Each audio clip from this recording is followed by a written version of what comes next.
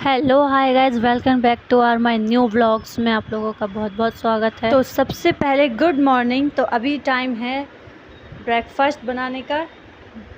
अभी फ़िलहाल मैंने अपने बेटे को फ्रूट्स दे दिए हैं कट करके, और अब मैं जा रही हूँ नाश्ता बनाने। तो उसके लिए सबसे पहले मैंने चाय के लिए फ्राइबिन और ब्रेड के लिए तवा उठा लिया है। और ये देखो, उससे भी ज़्यादा इम्पोर्टेंट सबसे पहले हमें अपने किचन में क्लीनिंग करनी है। तो पहले मैं क्लीनिंग करूँगी।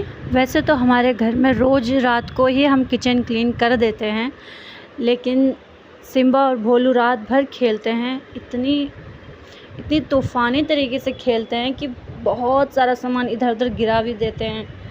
तो इसलिए हम सुबह दोबारा से किचन क्लीन करते हैं। और कभी कभी तो सिम्बा भोलू अपने आप को चोट भी पहुंचा लेते हैं, इतनी बुरी तरीके से खेलते हैं।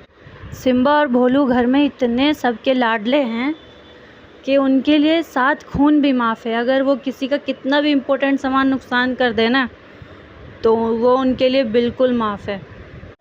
किचन क्लीन हो गया है, तो अब मैं गैस जला रही हूँ। यार, जब भी गैस जलाने की बारी आती है तो ये अक्सर ही छोटे मोटे सामान जो होते हैं, लाइटर और माचिस और चाकू, ये हमेशा गायब क्यों हो जाते हैं। मेरे साथ रोज़ ऐसे ही होता है। हम माचिस रखेंगे कहीं और मिलता है कहीं। देखो, कैंची भी ढूंढी, वो भी नहीं मिली। तो अब मुझे दूध की थैली चाकू से फाड़नी पड़ रही है। कट करना पड़ रहा है। मैं यहाँ वॉइस कवर कर रही हूँ और ये दोनों लड़ाई कर रहे हैं। ये देखो, ये आ गया हमारा प्यारा सा भोलू। ये देखो मेरा प्यारा सा भोलू, कितना क्यूटू है ना। मुआ! ये मेरा बहुत प्यारा क्यूटू है, क्योंकि ये मारता नहीं है। सिम्बा बहुत मारती है। बेचारे के पूरे शरीर में दाने दाने हो गए थे, इसलिए हमने उसके बाल कटवा दिए। और जब से इसके बाल कटे हैं ना, मैं इसको नंगू बोलती हूँ। सही में नंगू लगता है देखने में, और लगता है सस्ते में मिलने वाला बब्बर शेर। अगर किसी के पास बजट ना हो ना, तो आप ऐसा बब्बर शेर घर ला सकते हो। मैंने 2 बर्तनों में दूध रखा है उबलने के लिए। एक में चाय बनेगी और एक में दही बनाना है, इसलिए। और अब हम घी में सेकेंगे गर्मा गर्म ब्रेड। चाय में दूध थोड़ा ज़्यादा हो गया था, तो मैंने थोड़ा कम कर दिया है। और अब मैं डालूँगी इसमें चाय पत्ती और चीनी और अदरक, जो कि हर कोई डालता है। देखो, मेरे चाय पत्ती का डब्बा पूरा खाली हो चुका है। वैसे मेरे बाल पहले से बड़े हो गए हैं, क्योंकि जब मैंने कटवाए थे उस वक्त मेरे बाल कंधे तक के थे। और मैंने अपने बाल जब कटवाए थे उस वक्त थे कमर से भी नीचे। जब मैं कटवा रही थी ना, लोग देख करके हैरान हो रहे थे। पार्लर वाली भी हैरान हो रही थी, और साथ में 2 लेडीज़ थी, वो भी हैरान हो रही थी कि कोई इतने लंबे बाल कैसे कटवा सकता है। मैंने कहा मुझे कटवाना है, क्योंकि मुझे लॉन्ग हेयर्स में बहुत ज़्यादा प्रॉब्लम होती है। अगर सोने जाओ तो किसी के नीचे बाल दब जाते हैं, बैठ के पोछा लगाओ तो ज़मीन में लौटने लगते हैं। वैसे सही बताऊं तो मुझे छोटे बालों का ही शौक़ है, क्योंकि मैं उसमें फ्री फील करती हूं और मुझे बहुत पसंद है छोटे बाल। जब मैंने अपने बाल कटवा लिए थे ना, तो मैंने पार्लर वाली से कहा कि मुझे मेरे बाल दे दो, मैं घर ले जाऊँगी। बोली क्यों? मैंने कहा मुझे ले जाना है घर, क्योंकि वो पार्लर वाले जो होते हैं, सैलून वाले जो भी होते हैं, वो बालों को बेच देते हैं। तो मैंने अपने हस्बैंड से कहा कि मेरे बाल ले लो और इसको मिट्टी में दबा देना। मेरी सासू माँ तो देख करके इतनी हैरान हो गई कि इतने लंबे बाल तूने कैसे कटवा लिए। और उन्होंने 2.5 महीने तक उस बाल को संभाल के रखा और सभी को दिखाया कि देखो कितने लंबे बाल थे, कटवा लिए, कितने लंबे बाल थे, कटवा लिए, देखो देखो।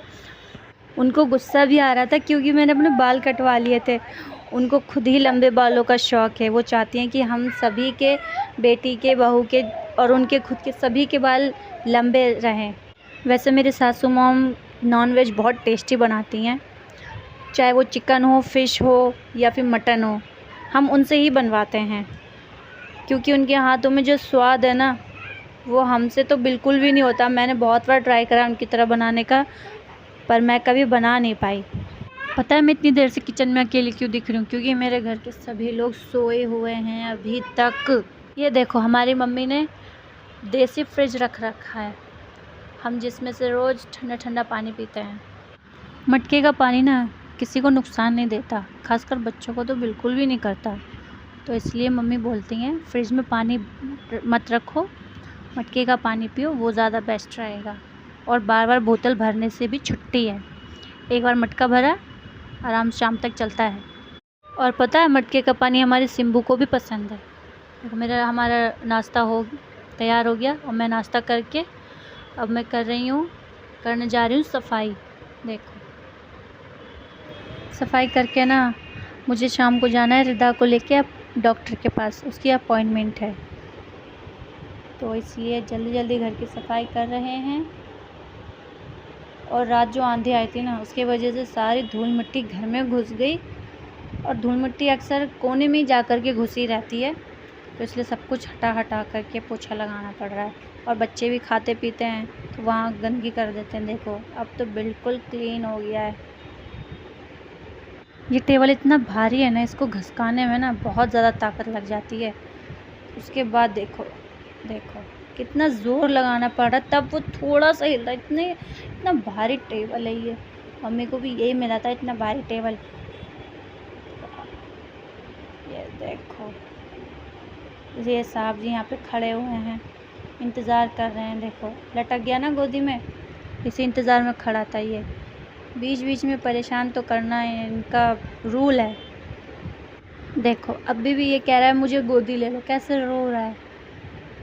ये देखो इसको बोला मैंने 2 मिनट रुक जा,